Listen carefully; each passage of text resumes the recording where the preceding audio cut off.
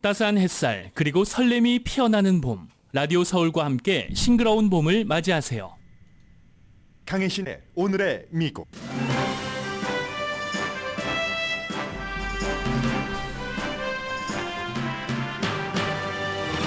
연방준비제도는 어제 이자율은 그대로 둔 채 올해 3번 이자율을 내릴 것이라는 신호를 보냈습니다. 국내 총생산 전망은 상향 조정했습니다.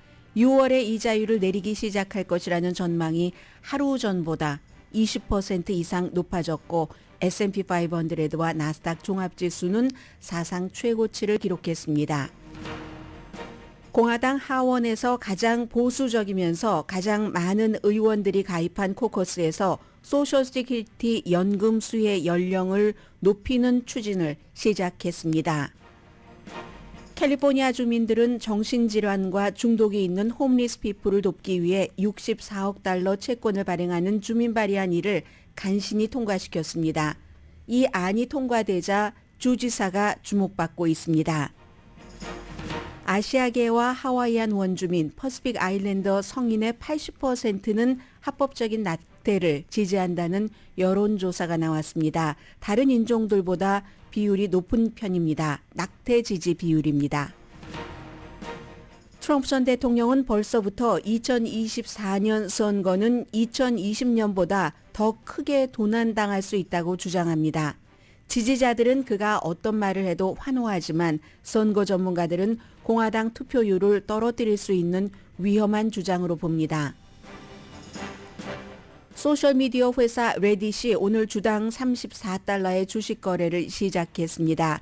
한때 인터넷 하수구라는 평판의 레딧이 인터넷의 보석이 돼서 기업 공개까지 하게 된 데는 컨텐츠 조정을 아주 가혹하게 한 결과입니다. 오타니 쇼헤이의 오랜 통역사가 오타니 돈을 불법 도박과 관련해 절도한 혐의로 LA 다저스에서 해고된 건 세계적인 뉴스입니다.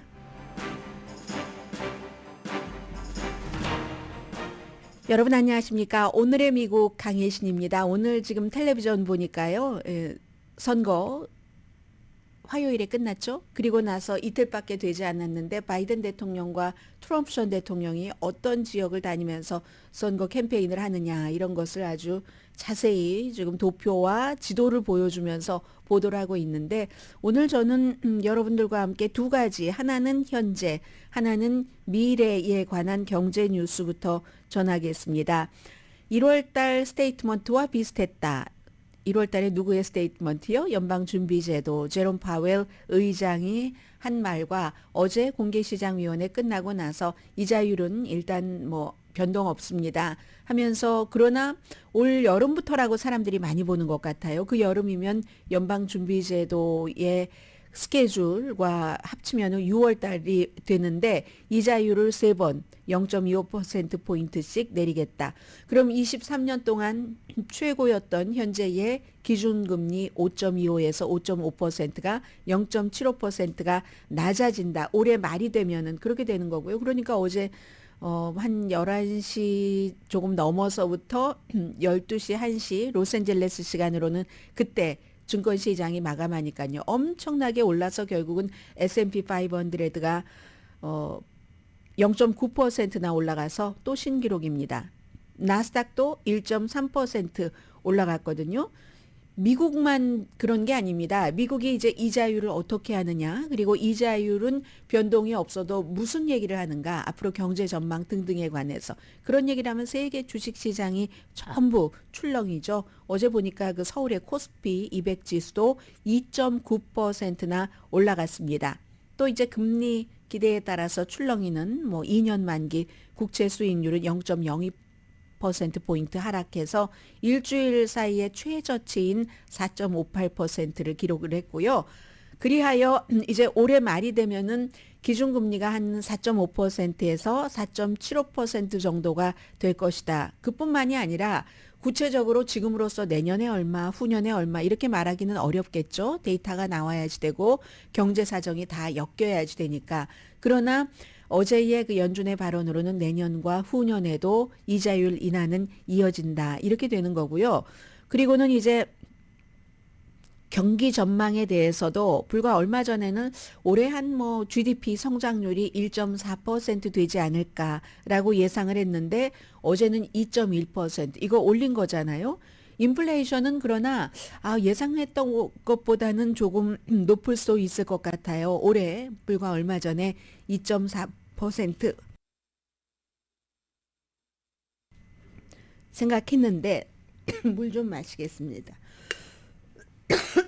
친구가 초를 줬어요. 그래서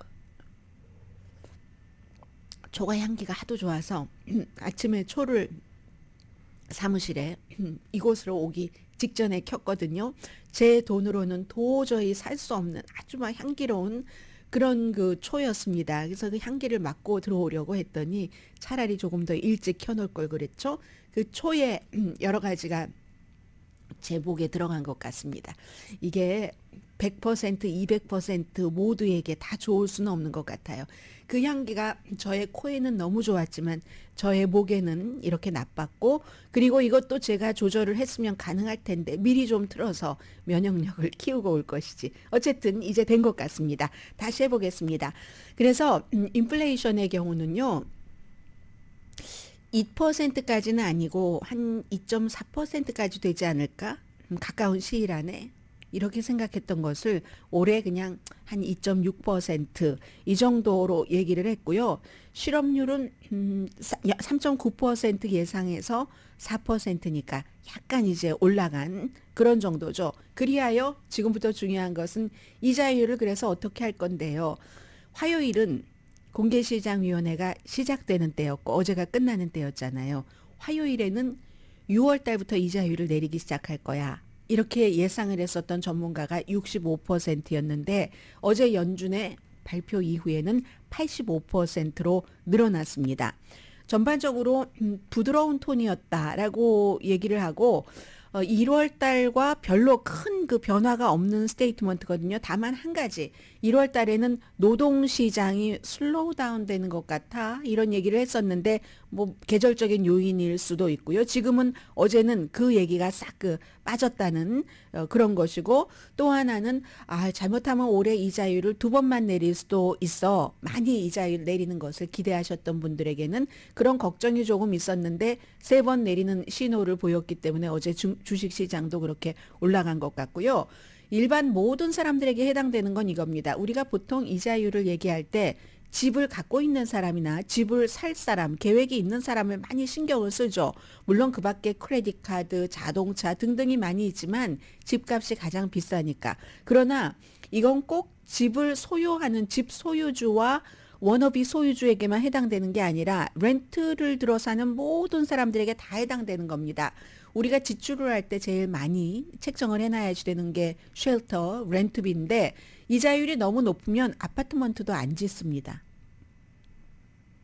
비싼 돈 갖고 지으면은 이득이 적으니까. 그런데 이제 이자율이 이렇게 낮아지면은 또 주택 개발업자들이 돈을 빌려서 아파트먼트를 많이 짓고 그러면 공급과 수요의 원칙에 따라서 렌트비도 내려갈 수도 있다. 이것을 이제 여러분들께 제가 그동안 많이 말씀을 못 드렸던 것 같아서 오늘 말씀을 드렸죠. 그리고 연쇄 반응이 있죠. 이렇게 해서 큰 돈 들어갈 것에서 조금 줄이면 다른 모든 경제적인 것을 저도 비싸서 사지 못했던 초도 어떨 때 한 번은 사볼 수 있고 하는 그런 경제적인 효과 아니겠어요? 그래서 어제의 그 이자율에 관한 그런 연방준비제도의 발표는 이 정도에서 마무리를 하겠습니다. 그리고 아주 중요한 뉴스가 있는데 maybe 한국 매체에서는 이걸 많이 번역하지 않았을 것 같다는 느낌이 듭니다. 왜냐하면 한국과는 상관이 거의 없다고 판단을 할 테니까. 공화당 하원에서 가장 많은 의원이 가입한 코커스가 공화당 하원 의원들이 200몇 명 가운데서 한 80%가 가입해 있습니다. 공화당 의원들도 여기 멤버, 저기 멤버, 뭐 프리덤 코커스도 있지만 많은 그런 본인들의 미팅이요. 코커스라고 하죠. 그런 코커스가 있는데 그래서 한 80%는 공화당 연구위원회라는 공화당 그 스타디 커미리에 가입을 해 있습니다. 그런데 어제 이렇게 공화당 의원의 80%나 가입된 이런 그 멤버, 그 코커스에서 소셜 시큐리티 연금 받는 나이를 올려야지 된다.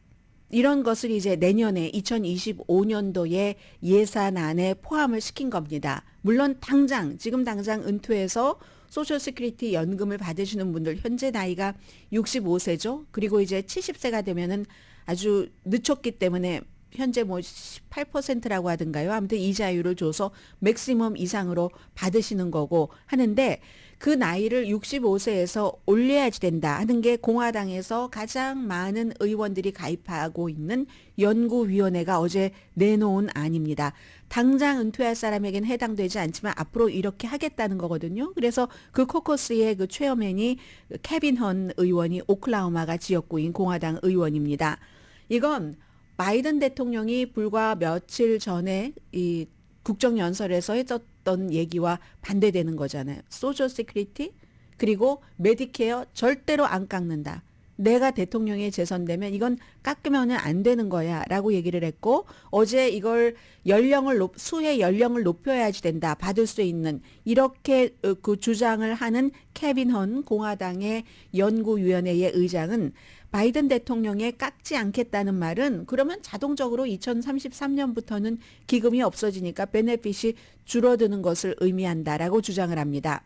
공화당에서도 여러 위원회들이 있기 때문에요. 이 연구위원회에서 내놓은 것이 지금까지는 가장 뭔가를 강력하게 이걸 좀 해보겠다는 거거든요.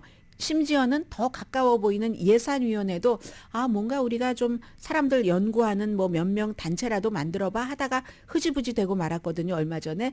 그런데 이 연구위원회는 앞으로 10년 동안 사회보장 지출을 1조 5천억 달러 줄이고 메디케어 지출을 1조 2천억 달러 줄일 것이다 하는 것에 묶은 겁니다. 이렇게 예산을 줄이려면은 혜택 받을 수 있는 사람도 줄여야지 되니까 연령을 높여야지 된다. 이렇게 얘기들을 하고 있습니다. 메디케어 지출 삭감도 은퇴 지금 직전에 있는 사람들에게는 영향이 없다라고 얘기를 하면서 그러면 바로 그 다음 해에 되는 사람들은 영향이 있겠죠.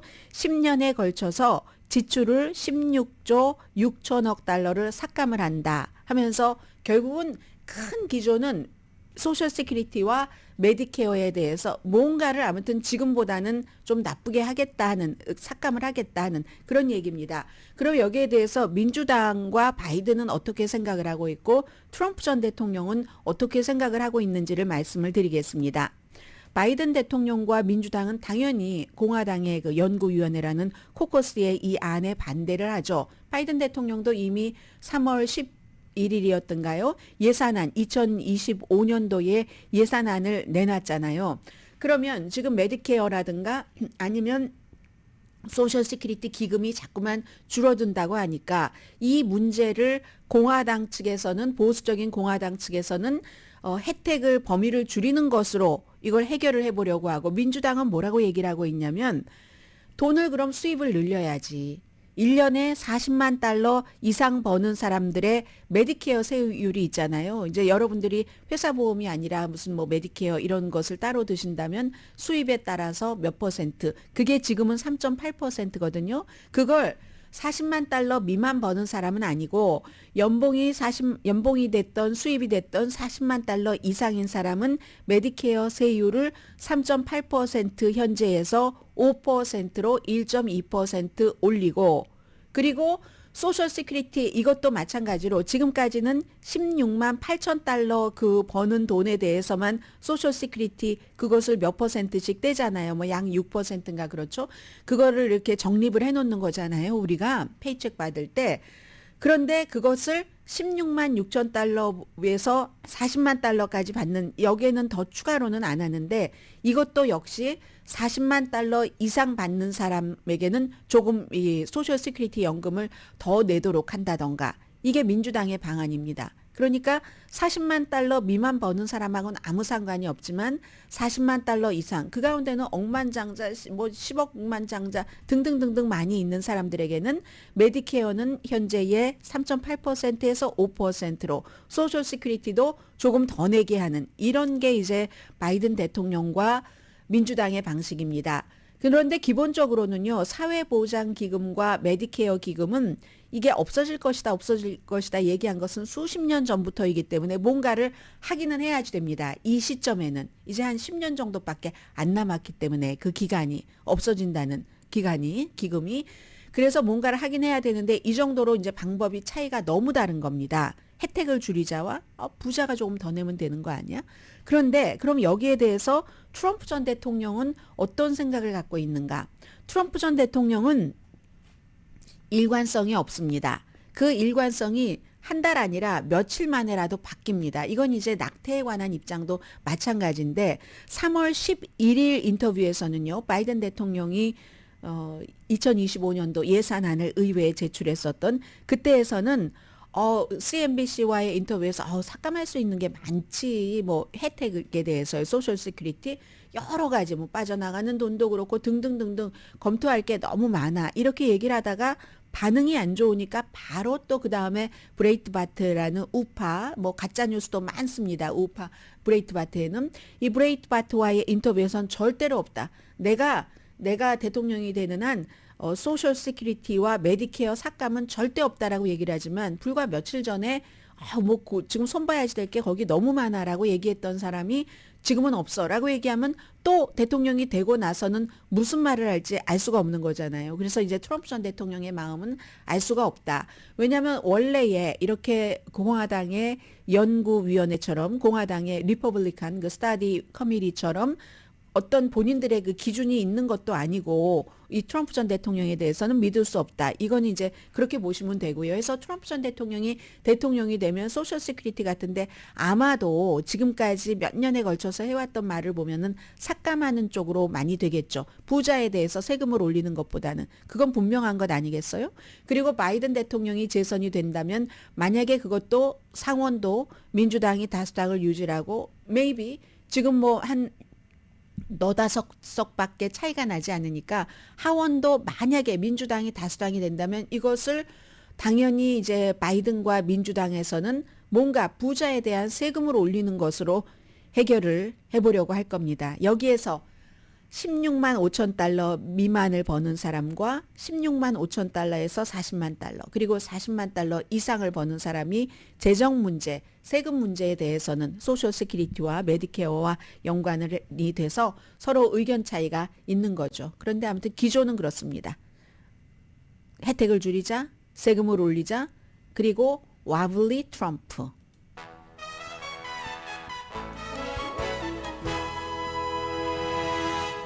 오늘의 미국은 전문가가 추천하는 이민법, 가정법 전문 재인정 종합법률사무소, 총 20억 달러 승소, 교통사고와 상해 전문 브라이언 타필라와 CG 변호사 그룹 공동 후원입니다.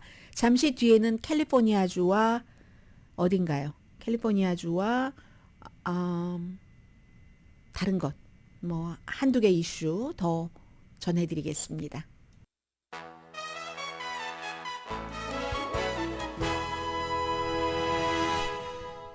라디오 서울 방송 오늘의 미국 듣고 계십니다. 네, 선거가 끝난 지 예비선거요. 캘리포니아주를 포함해서 16개 주와 아메리칸 그 사모아, 미국령 사모아에서 예비선거 슈퍼 투스데이가 지금 2주일 정도 지났잖아요. 그런데도 선거 결과를 알 수 없었던 것이 캘리포니아주의 주민 발의안 1이었습니다. 이 주민 발의안 1은요. 캘리포니아주에서 레이건 시대와 게빈 뉴섬 시대를 가르는 그러한 안입니다. 레이건 시대의 80년대 그때 이제 레이건 대통령이 이렇게 정신병원 같은 것 많이 없애고 사람들을 자유롭게 해야지 왜 뭐 병원에 가두느냐 뭐 이런 식으로 해서 많이 없애고 뭐 민간으로 돌리고 등등 해서 결국은 그 홈리스 피플 가운데 상당수는 정신질환이 있거나 중독이거나 하는데 그 사람들을 다 풀어줬습니다.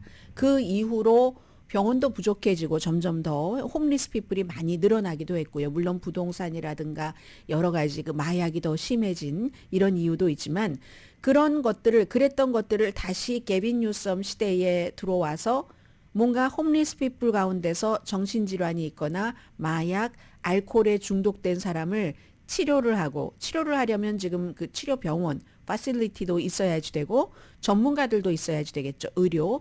그리고는 이제 그 사람들에게 이제 거주지 그냥 어떤 호텔 비어 있는 거 그냥 잠시 하고 이런 게 아니라 뭐 쉘터도 좀 짓고 하는 그런데 쓰는 돈을 64억 달러 채권을 발행하는 게 캘리포니아주의 주민 발의한 일이었습니다. 원래는 게빈 뉴섬 주지사가 이제 2018년 그때 그 주지사의 일로서 가장 중요하게 내세워서 지금까지 왔는데 이번에도 이 안을 통과시키기 위해서 1,300만 달러나 홍보 비용으로 썼습니다. 처음에는 당연히 너무 쉽게 통과되는 줄 알았죠. 그런데 알고 보니까 이게 게빈 뉴섬 주변에도 이제 그 도시에 있는 사람들, 본인에게 영향력을 미치는 그런 사람들이 많지만 시골에서는 이걸 별로 좋아하지 않는답니다. 아니 돈을 제대로 이렇게 배분을 하고 써야지 그거 다 도시에 돈 쓰겠다는 거잖아. 예를 들면 샌프란시스코, 로스앤젤레스처럼 홈리스 피플들이 많은 그래서 도시에서는 찬성표가 무더기로 나오고 시골에서는 반대표가 무더기로 나왔기 때문에 최종적으로 통과되는데 2주일이 걸렸고요. 그것도 50.2%거든요. 이게 이제 과반수 통과되면 되니까 겨우 50.2%로 넘겼습니다. 그러면 캘리포니아주에 유권자가 700만 명 정도가 됐는데 이번에 그 700만 명 가운데서 이 한 50.2%표 차이는 3만 표 정도 됐다고 하거든요. 700만 표가 3만 표 미만이었으니까 이거는 굉장히 작은 그 차이로 이긴 거잖아요. 그래서 오늘 미국의 모든 매체를 보면 전부 이거 게빈 뉴섬 주지사 얼굴밖에 안 보입니다. 주지사가 어느 정도였냐면 원래 대통령이 국정연설을 했고 얼마 전에 각 주의 주지사도 주정연설이라는 걸 1년에 한 번 하죠. 뭐 시에서는 시정연설을 시장이 하는 것처럼. 이번에 캘리포니아주의 게빈 뉴섬의 주정연설 날짜는 월요일이었습니다. 그런데 월요일까지도 이 본인이 야심차게 막 1,300만 달러나 어디서 기금 받아서 홍보를 했었던 이 안의 통과 결과를 알 수가 없었기 때문에 주정연설까지 미뤘어요. 왜냐하면 본인이 그렇게 해서 이거 굉장한 성과를 이뤘습니다 하는 것을 주민들에게 보여주고 싶으니까 주정연설 스케줄을 미룰 정도로 주지사도 신경을 썼던 거고 그 결과도 지금 세계에서 이렇게 미국은 당연하고 보도를 하고 있거든요. 특히 이제 홈리스 피플 가운데서 퇴역 군인들도 많이 있잖아요. 그래서 그분들 일단은 뭐 11,000명 이상의 그분들이 이제 쉬실 수 있는 하우징 주택 같은 것을 마련을 한다고 하고요. 지금 캘리포니아주가 전국의 홈리스 피플이 3분의 1이 캘리포니아주에 있습니다. 18만 명 정도 된다고 하거든요. 그런데 이걸 이제 찬성하는 사람들은 그런저런 뜻으로 그래 그 사람들이 뭐 아프기도 하고 하는데 그것도 고쳐주고 해야지 문제가 해결되지 그렇지 않으면 해결되지 않을 거야. 이렇게 생각하는 사람들은 찬성을 했겠지만 반대하는 사람들은 캘리포니아주가 몇 년 전에는 굉장한 예산 흑자였는데 코비드 초창기만 하더라도 막 테크 업계가 엄청 잘 돼서 돈을 많이 버니까 세금을 많이 내서요. 그 뒤에 테크 업계의 거품 다 빠지고 사람들 막 감원하고 수입도 줄어들고 했잖아요. 그래서 캘리포니아주가 지금은 적자인데 아니 적자인데 또 64억 달러나 뭐 채권을 발행해서 어찌어찌 한다고 나하고는 직접 상관도 없는 일인데 이거 문제를 악화시키는 거야. 우리 시골 지역은 그럼 어쩌라고 뭐 이런 얘기들을 하는 겁니다. 그렇지만 어쨌든 투표 결과는 결과고 이 경우에 캘리포니아주에서는 굉장히 작은 표 0.00015 미만이면은 다시 이제 뭐 개표를 다시 한다던가 수동으로 자동이 아니라 수동 재검표를 주지사가 명령할 수도 있고 유권자 누구라도 또 뭔가를 요청할 수도 있는가 봅니다. 그런데 뭐 지금은 그 정도 0.00015면은 3만 표면 그 정도는 아닐 것 같고요.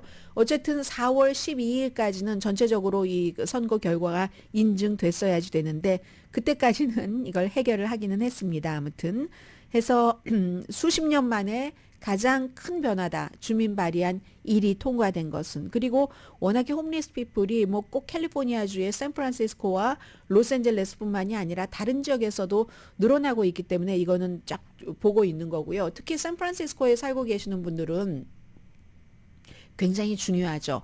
불과 한 지난해 1년 전까지만 하더라도 샌프란시스코는 이젠 죽었어. 스타벅스도 나가고 홀푸드도 나가고 다 나가잖아. 공식률은 얼마나 많고 그 모든 것들이 다 마약과 홈리스 피플 때문이야 라고 얘기를 하다가 한 몇 개월 전부터는 지금 중요한 거 테크 업계는 다 샌프란시스코에 본사가 있잖아요. 잠시 뒤에 제가 레딧에 대해서도 말씀을 드릴 텐데 레딧도 샌프란시스코에 본사가 있고 모든 테크 업계는 다 그쪽에 있습니다.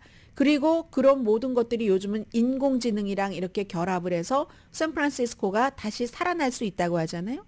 다시 살아나려면 아무래도 길도 홈리스 피플도 적고 하면 좋겠죠. 이리하여 샌프란시스코라는 도시에 다시 새로운 생명을 줄 수 있는 안이 주민 발의안 일인지도 모르겠습니다. 이런저런 이유로 지금 그 세계에서 이 주민 발의안 일이 결국은 통과됐다. 2주일 만에 통과 확정이 발표가 됐다는 것을 지켜보고 있습니다. 캘리포니아주와 이제 그 전혀 다른 텍사스주의 경우는 아직도 오늘까지 결정 안 나온 것 같은데요. 아니 뭐 그 주의 그 법집행관이 서류 미비자 같아. 의심이 되면은 그 사람 뭐 세우기도 하고 통제할 수 있는 권한이 있고 감옥에도 보내고 뭐 등등 다 할 수 있는 결국은 최고 20년 징역형까지 그런 법이 3월 5일에 발효되려고 했었던 것이 바이든 행정부에서 고소를 해서 그 법은 연방법, 이민법은 연방법이야. 그리고 그건 다 멕시코와도 연관이 있는데 안 되지. 멕시코도 당장 얘기를 하잖아요. 오늘 멕시코도 우리 안 받는다. 멕시코 사람들은 받을 수 있겠죠. 멕시코인이니까.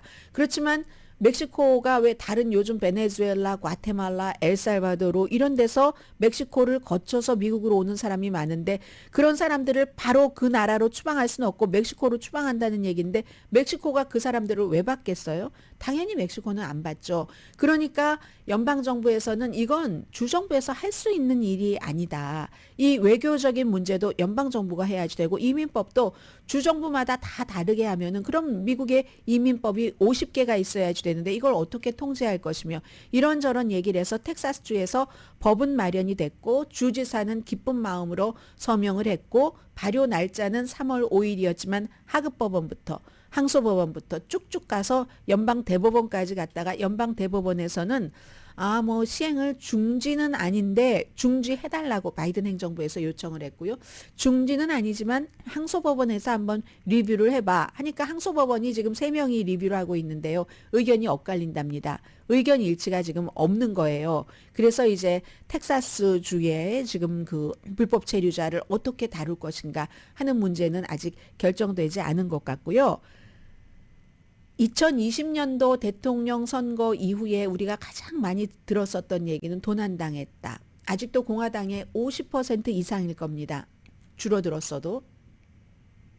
50% 이상이면 과반수 넘잖아요. 그 사람들은 바이든이 합법적인 대통령이 아니라고 믿는다는 것. 이건 이제 가장 중요한 것은 법원에서 그렇게 결정해 준 게 아니라 트럼프와 트럼프 그룹들이 그렇게 얘기를 해서 또 그게 믿고 싶기도 하고 해서 그쪽만의 정설, 그들만의 리그, 우리만의 리그 이런 얘기를 지금 세계적으로 하도 당파성이 강하니까 많이 하고 있잖아요. 그렇게 해서 우리가 4년을 왔습니다. 그런데 그것도 법원에서 막 60몇 개 소송을 해도 다 졌잖아요. 트럼프 측 변호인 측이 다 졌는데도 트럼프 전 대통령이 요 몇 주일 전부터 2024년도 엄청난 그런 그 도난 선거가 있을 것이다라고 홍보를 하고 다니거든요. 2020년도에도 그랬었어요. 2020년에도 그때도 선거가 있기 전부터 부정선거일 것이다. 그런데 그 당시에는 집권당이었잖아요. 트럼프 당이, 공화당이.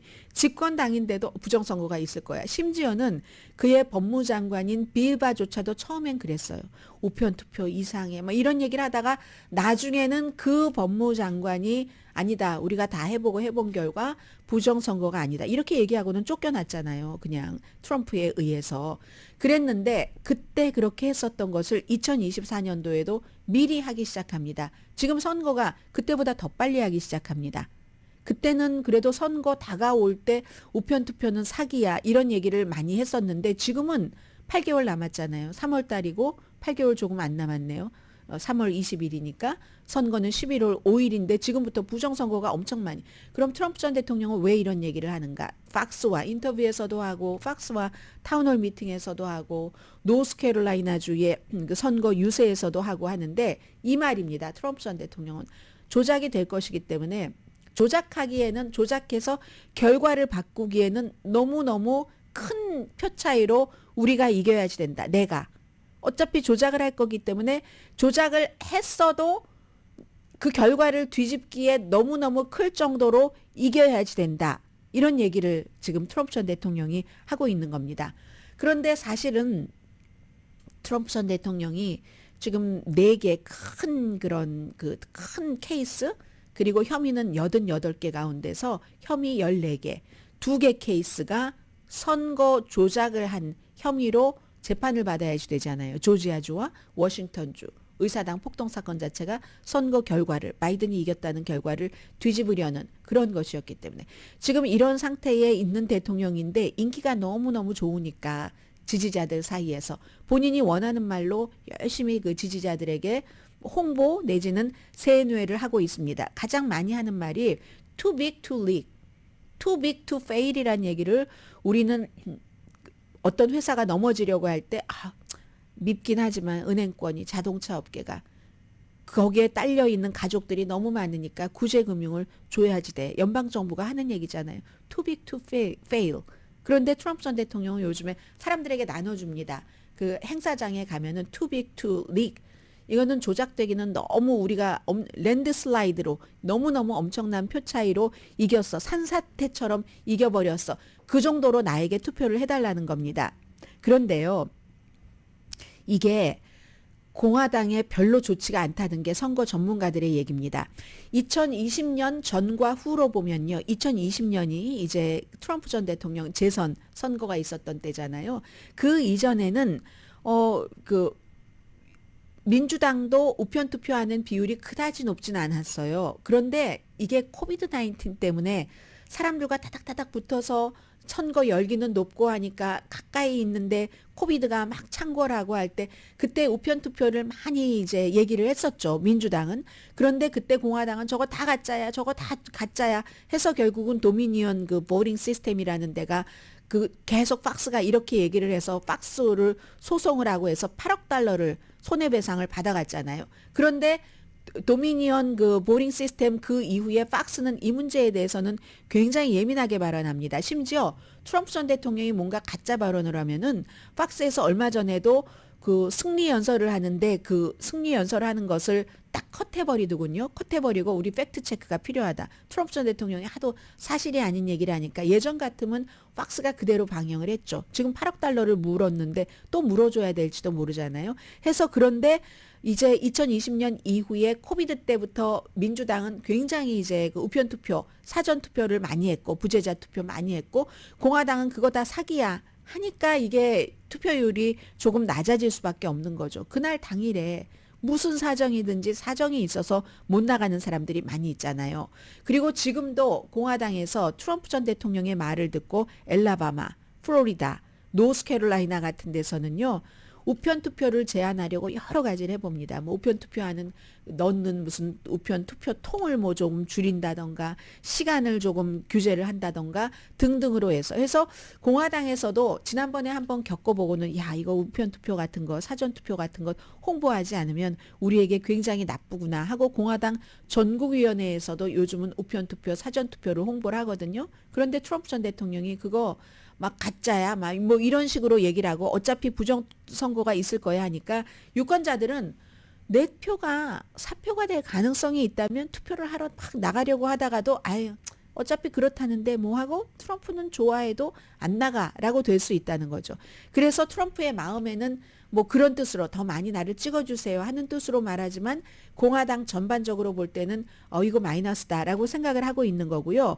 그리고 아무리 트럼프 전 대통령과 그 주변 사람들이 지난 4년 내내 부정선거였다라고 주장을 하면 뭐합니까? 그걸 법원에 가서는 번번이 져버렸기 때문에 그래서 이제 본인이 선거에서도 지고 지금 다시 재도전을 하는 건데 이 같은 분위기를 공화당은 조금 불편해하고요. 왜냐하면 우리도 해야지 되는데 똑같은 거예요. 한국에 지금 뭐 국민의힘 전신이 무슨 당이었죠. 뭐 한나라당 무슨 당일 때 그거 다 전에 뭐 황교안 황교안 무슨 뭐 저기 대표 있고 이랬을 때 그거 막 가짜야 막 이렇게 얘기해서 엄청 그 손해 봤었잖아요. 그것과 마찬가지로 공화당도 엄청 손해를 봤기 때문에 지금은 어떻게 해보려고 하는데 트럼프 전 대통령이 이렇게 말하니까 좀 곤란한 거고요. 민주당에서는 이렇게 얘기를 합니다. 민주당의 전국위원회는 트럼프 전 대통령이 아무래도 굴욕적으로 또 패배할 것 같은 두려움이 있는 것 같다. 그 두려움에 대한 방패막이성도 있다. 이런 얘기를 하고 있습니다. 그래서 앞으로 8개월 동안 온갖 음모론을 퍼뜨릴 것이다. 만약에 졌을 때를 대비를 해서 내가 이래서 졌다 하는 그런 거죠. 트럼프 전 대통령으로서는 뭐 그럴 수도 있는 부분도 어느 정도는 있겠죠. 모든 가능성은 있으니까. 심지어 지금 뉴욕의 사기 재판에서 벌금을 내야지 되는데 본인이 유동자산이 뭐 한 4억 달러 정도는 있다고 주장을 했으니까 그게 만약에 사실이라면 거기에 뭐 예를 들어 뭐 1억 달러 정도를 누구에게 꾼다던가 이 정도는 못 하겠어요. 할 수 있겠죠. 그런데 아니면은 그 돈이 없거나 아니면 또 이제 그걸 뭘 팔아야지 되는데 그야말로 팔아야지 되는데 파는 걸 도저히 못 한다는 것 아니겠어요. 내가 대통령이 될 처음으로 가보면 트럼프 전 대통령은 자수성가 아닌 것으로 나중에 드러났지만 자수성가에서 저렇게 막 화장실에도 금이 번쩍번쩍하고 트럼프 타워 뉴욕에 가보면 금이 번쩍번쩍하는 것으로 트럼프라고 막 대문자로 맨 위에 써 있고 저 사람이 대통령이 되면 왠지 경제를 잘할 것 같아. 나도 부자가 될 수 있을 것 같아. 이런 이제 뭐 기대 심리? 아니면 뭐 대리만족 등으로 트럼프를 찍은 것도 많잖아요. 그런데 지금 선거를 앞두고 본인의 자산을 팔아요. 사업을 사기로 했다는 것에 대한 판결을 받고 벌금을 물기 위해 트럼프 전 대통령 자존심상 도저히 못하는 거죠. 그래서 이제 그런 성향이 있는 트럼프 전 대통령이 만약에 질 것에도 대비를 해서 저렇게 미리부터 말을 해놓는 거다. 이건 이제 민주당의 얘기예요. 아무튼 그래서 선거는 뭐 여러분들 편리하게 미국의 그 시스템을 믿으시고 우편 투표든 뭐 사전 투표든 당일 투표든 취향대로 투표만 하시기만 하면은 되겠죠.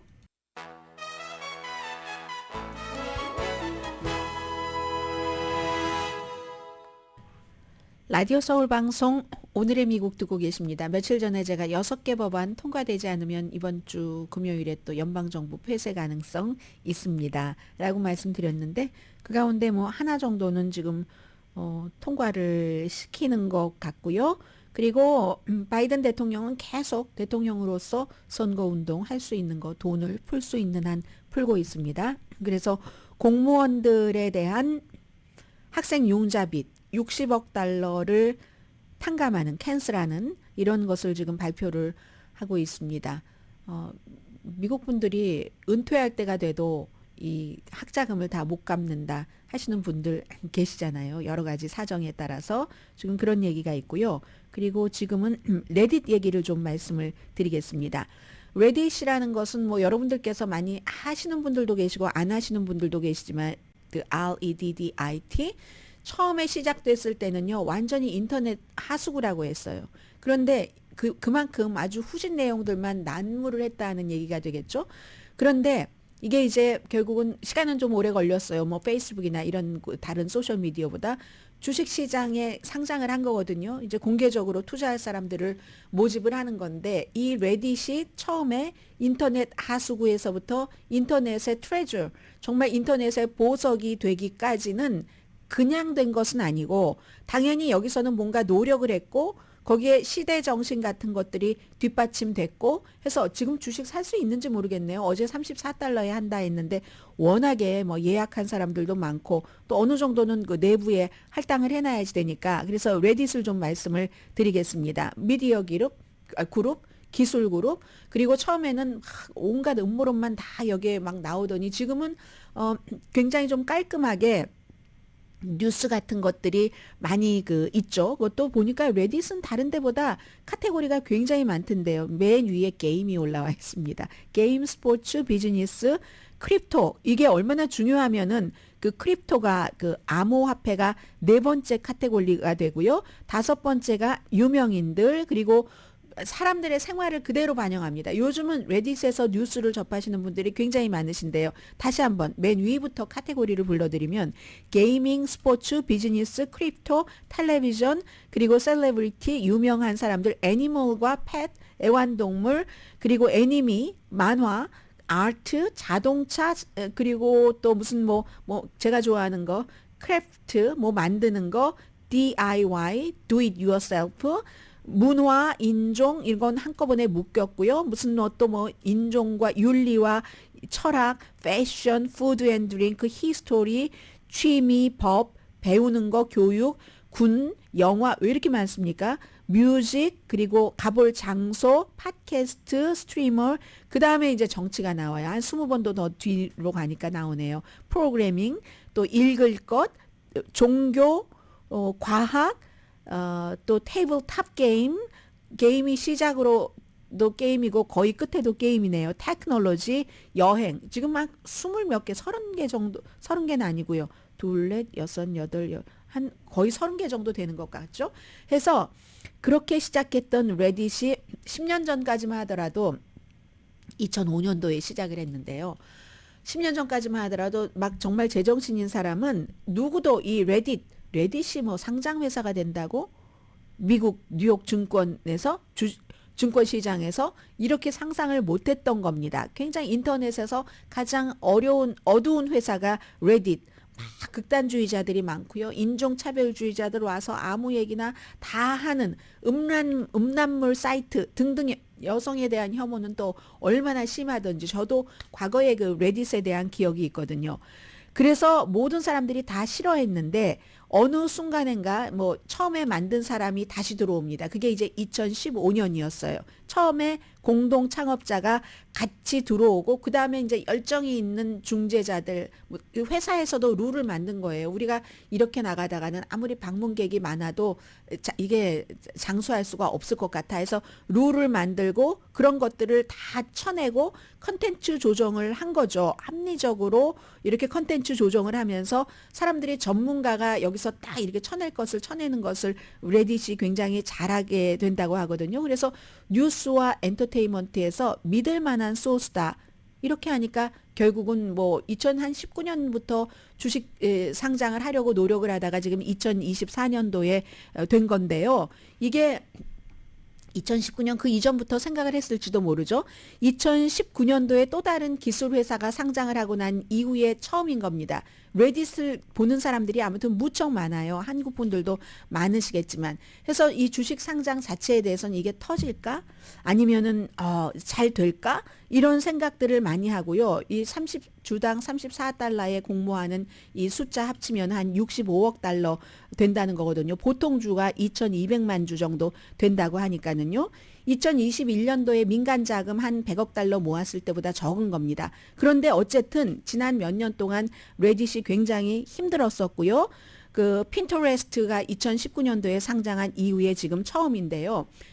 메타가 페이스북이 2012년도에 상장했습니다. 2012년도에 31달러에 지금 뭐 500달러 정도 되나요? 어떻게 되나요? 페이스북 그렇게 되고 또 이제 그러나 실패한 그런 회사들도 있는데 레딧은 이 페이스북처럼 메타처럼 성공하고 싶겠죠. 그리고 이 레딧이 성공을 하면 다른 회사들도 어머 우리도 그러면은 이 컨텐츠 같은 것을 좋게 해서 상장 업체가 돼볼 수 있는 거야? 이런 생각을 하는 거죠. 아무튼 그렇게 되고요.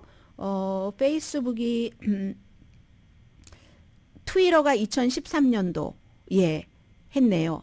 일론 머스크가 가진 것은 2022년이지만 그 밖에도 뭐 스냅챗의 그 오너 회사인 스냅도 2017년도에 상장을 했지만 이런 스냅 같은 데를 따라가고 싶지 않겠죠. 레딧은 스냅은 지금 상장할 때보다 가격이 반이 됐으니까요. 샌프란시스코에 본사가 있고 그 당시에는 이 2005년도 페이스북도 초기였고 페이스북 이전 여러분 기억나세요? 마이페이스가 있었잖아요. 마이페이스가 그때는 막 전성기였는데 너무 레딧도 후지게 출발했지만 어쨌든 2015년도에 공동 그 창업자였던 지금 CEO를 하고 있어요. 스티븐 호프먼이 와서 이 뒤부터 아직도 근데 이 회사가요. 그 이득을 보는 회사가 아닙니다. 지금은 이제 광고로 많이 돌았는데 아직도 마이너스예요. 마이너스를 줄여갈 뿐이거든요. 줄여갈 뿐이고 이제 이렇게 상장을 했으니까 사람들이 어떻게 믿어주느냐. 골드만삭스 이런 데는 상장하라고 당연히 이제 부추기고 했지만 이 레딧을 사용하는 사람들은 일부는 반대를 하거든요. 왜냐하면 이게 그전에는 본인들이 알아서 이렇게 돌아가고 있는데 사용자에 의해서 그런데 이제는 주주의 힘이 있잖아요. 시장의 힘이라는 게 있고 하면은 이 방향 자체가 그들이 의도하는 대로 바뀌면은 이게 매력이 떨어질 텐데 이런 그 생각들을 많이 하는 거고 이젠 주식시장이 예전과 너무 달라져서요. 최근에 가장 인기 있는 주식시장도 이 그로서리 배달 회사인 그 인스타카트잖아요. 올해 주가가 한 58% 올랐거든요. 그리고 finally 이런 전에는 우리가 들어보지도 못했던 레딧이라는 회사도 주식에 상장을 하는 시대가 됐습니다. 네, 먼저 오늘의 미국 도와주시는 부분들부터 소개를 해드리고 시간 남는 대로 또 다음 뉴스를 전하는 게 맞는 것 같아요. 오늘의 미국은 전문가가 추천하는 이민법, 가정법 전문 재인정 종합법률사무소 총 20억 달러 승소, 교통사고와 상해 전문 브라이언 타필라와 CG 변호사 그룹 공동 후원이었습니다. 10시에 브라보 마이 라이프 방송됩니다. 한 1분 정도 남았는데 이 뉴스를 할까요? 저 뉴스를 할까요? 하나만 하죠. 그냥 하나만 하겠습니다.